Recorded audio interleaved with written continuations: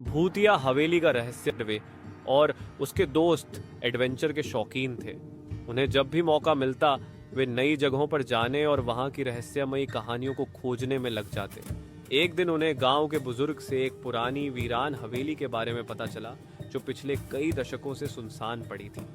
कहा जाता था कि जो भी उस हवेली में गया वह वापस नहीं आया।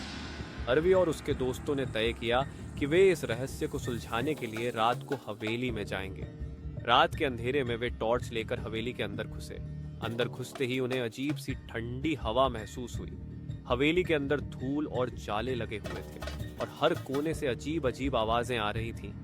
जैसे ही वे आगे बढ़े उन्हें एक कमरे में हल्की रोशनी दिखी। जब वे वहां पहुंचे तो देखा कि एक पुराना झूला धीरे धीरे अपने आप हिल रहा था। अचानक दरवाजा जोर से बंद हो गया और कमरे में एक डरावनी हंसी गूंज उठी। सभी डर से कांपने लगे।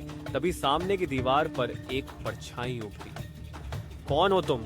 रवि ने हिम्मत करके पूछा। परछाई ने धीरे धीरे आकार लिया और एक औरत की भयानक शक्ल में बदल गई। उसकी आंखें जल रही थीं और उसके चेहरे पर गहरा गुस्सा था।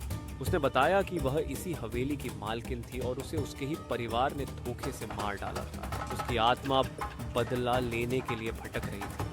डर के मारे सभी दोस्तों ने भागने की कोशिश की, लेकिन दरवाजा अंदर से बंद हो चुका था। तभी अचानक हवेली की दीवारों से चीखने की आवाजें आने लगीं और फर्श कांपने लगा।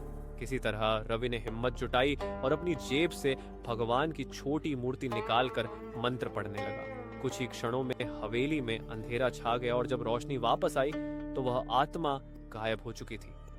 दरवाजा अपने आप खुल गया और सभी दोस्त तेजी से बाहर भागे।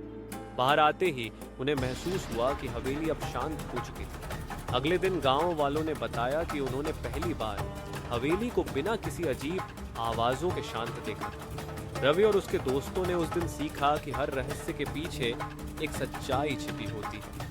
कुछ कहानियां सिर्फ डराने के लिए नहीं बल्कि सच होती हैं। क्या आप भी कभी किसी रहस्यमयी जगह पर गए हैं?